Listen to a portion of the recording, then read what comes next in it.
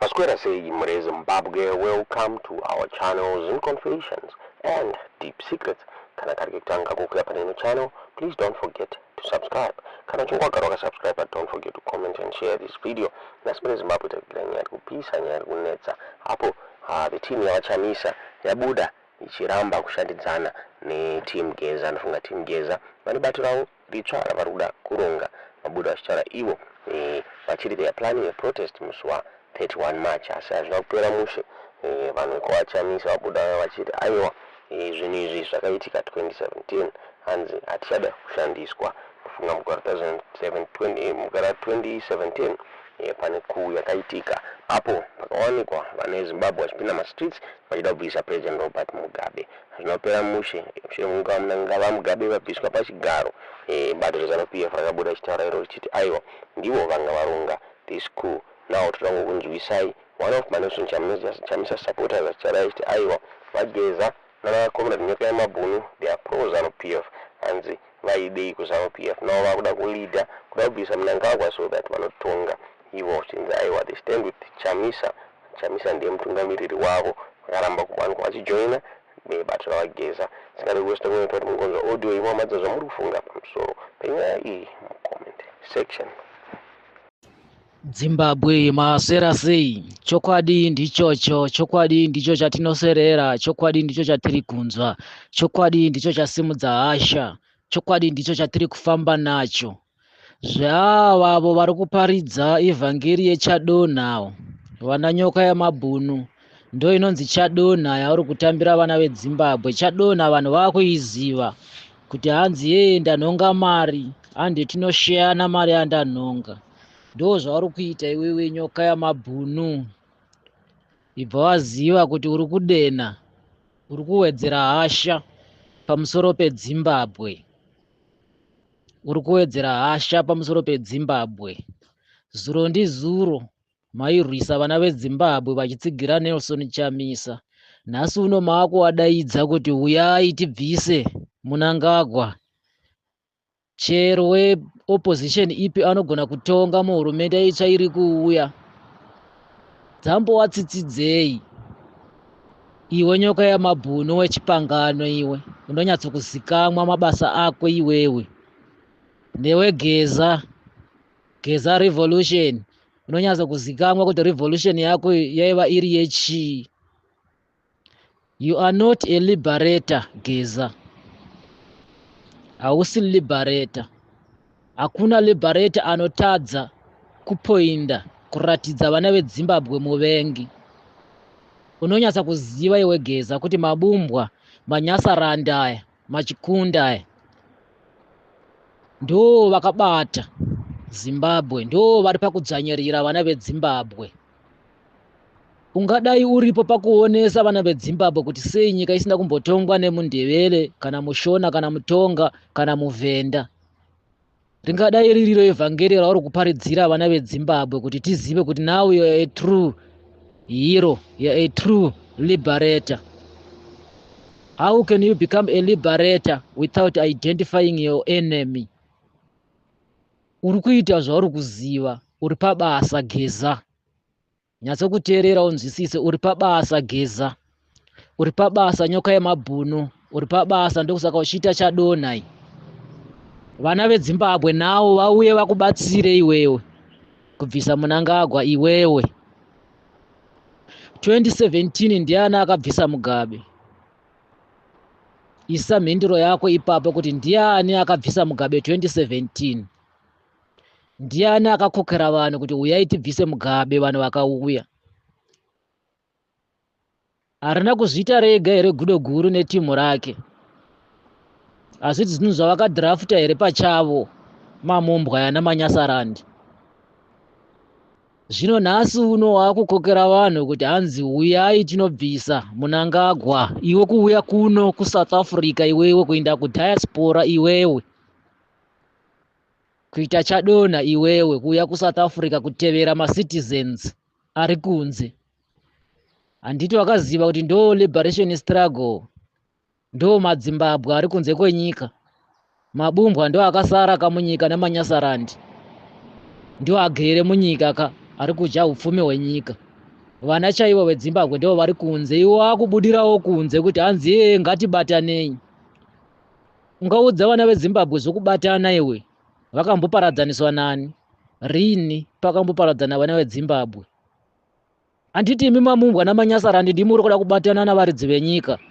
Hazvifi zvakaita kuti vana veZimbabwe vabatane namabumbwa namanyasarandi. Isusu takabatana. Kana muchida kubatana navana veZimbabwe, imimi manyasarandi namamumbwa namachikunda imimi, tangai from zero kutaura chokwadi chezvamakabata kubva pachimurenga chepiri kusvikira nhasi uno. Rudzi rwenyu ruchene, muzvichenese pamberi pamandevere. Tsanangurai gukura hundi, muigadzirise muipedze, nokuti iri pamusoro pevanhu verudzi rwechishona. Gukura hundi kuti vaigadzirise. Imimi varidzi vayo makahwanda, gadzirisai itsanangurirei vana veZimbabwe nyaya yegukura hundi inzwisisike, mugozotsanangurira vanhu kuti ndiani muvengi aiponda magamba eZimbabwe. Vana Leopold Takawira, vana Ebedi Chitepo vaiurawa nani? Musiye propaganda, mujekese ipapo.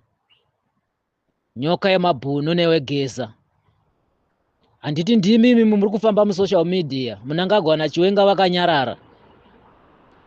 Kana vachida kushama muromo munangagwa naChiwenga ngavatangire pagukura hundi kutsanangura kumhuri yeZimbabwe. No one will stop the liberation struggle.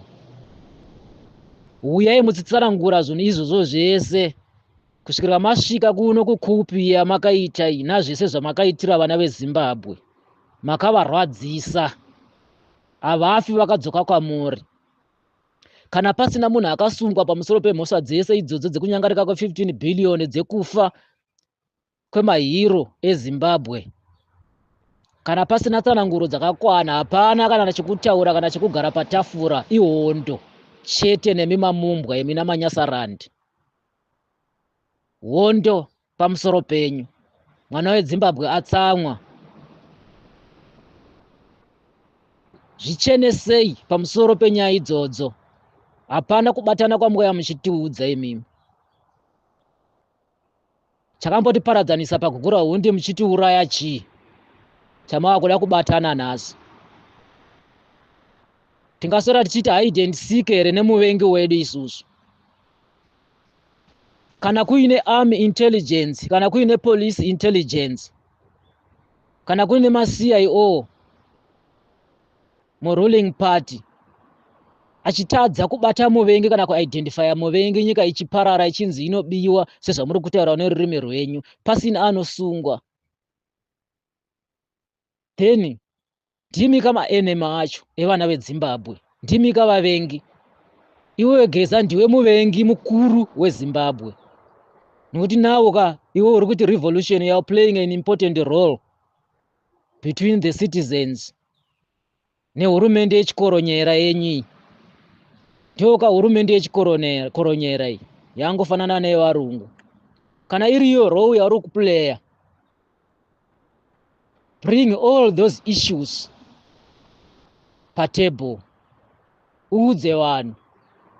After all, iwe Geza une zvako zvawakabata. Uri liberator rudzii anoterroriza community. Wakauraya varungu vangani iwewe? Kana vawakarova nembama chaiyo varungu vangani iwewe Geza? Tiri kukuonai, tiri kukunzwai. Ndini Dewa ndiri kutaura. Kana uchida chivenga vaera moyo vese, chivavenga kubva nhasi newe nenyoka yemabhunu, venga vaera moyo vese, nokuti iyi yatova hondo. Umwe neumwe paari mwana weZimbabwe acharwa ari paari ipapo. Achatanga kupikisa anything chinonzi ZANU-PF, nokuti ZANU-PF ndimi mamumbwa namanyasarandi, ndimi makateura ropa, ndimi muri kuba, ndimi muri kubata mabasa ese akashata mukati menyika. Nhasi uno maakudaidzira kuti uyai, chero opposition ipi, chero ani ngauye tibatane. Tichibatana kuita sei? Ko kana mukadzokera kumusha kwenyu tikagadzira musha wedu zvakaipa chii? Kubatana isusu tagara takabatana. Ende tiri kuwedzera kusimba kubatana nechokwadi chatiri kupiwa nachairman wehondo. Tiri kuwedzera kubatana nokuti tiri kuziva chokwadi. Tiri kuchenesana pachedu isusu marudzi edu takachena. Hatina watinopa mhosva pamarudzi edu nokuti hatina kumboenda muutongi, hatina kumbotonga nyika isusu. Imimi ndimi mune mhaka pamusoro penyu nokuti ndimi makatonga nyika 45 years until today. There is nothing you can address kuvanhu. Hapana chamuchauya muchiadresa nokuti hapana kambavha yakasungwa. Hapana kana bhinya rakabatwa. Ndimi kamabhinya acho. Now it's clear you are our enemies. The army bosses, the police bosses, you are our enemy. Ndo chokwadi chinongovapo. Ndimi vavengi tinokuzivai kwamunogara, tinoziva mhuri dzenyu. Tinoziva upfumo hwenyu pahuri, tinohuziva. Ndiyo hondo yatinayo, ndiyo hondo yatichabata. Pamberi nehondo, pamberi nechimurenga. Pamberi nokudzinga muvengi mukati menyika yedu. Mamumbwa yana manyasarandi ZANU-PF pasi nayo ZANU-PF. Ndiye muvengi wedu mukuru ZANU-PF. Navatengesi vayo vese. Wega wega anoti pamberi neZANU-PF mutengesi. Nokuti ari kusimbisa mamumbwa kupamba nyika yedu. Tinoisunungura Zimbabwe yanhasi. Tinoitora nyika yedu.